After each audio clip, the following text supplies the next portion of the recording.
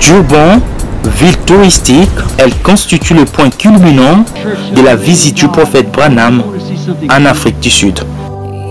À l'époque, elle ne renfermait qu'à peine 400 000 habitants, alors qu'aujourd'hui, elle en a plus de 3 millions.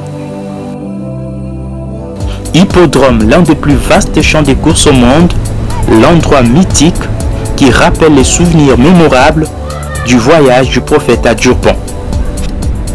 C'est bien sur cette place que se sont amassés il y a plus de 64 ans de milliers de gens. La foule dépassait largement 100 000 personnes et des barrières séparant les différentes tribus ont été dressées pour maintenir l'ordre. Des âmes affamées qui ont parcouru de nombreux kilomètres se sont toutes confinées sur cette place pour écouter la bonne nouvelle de Jésus-Christ. La ville était en ébullition, mais aussi en émoi, en voyant les œuvres puissantes du Saint-Esprit s'opérer parmi les hommes. Un nombre estimé à plus de 30 000 personnes acceptèrent le salut juste en une seule réunion, pendant que 25 000 autres reçurent leur guérison.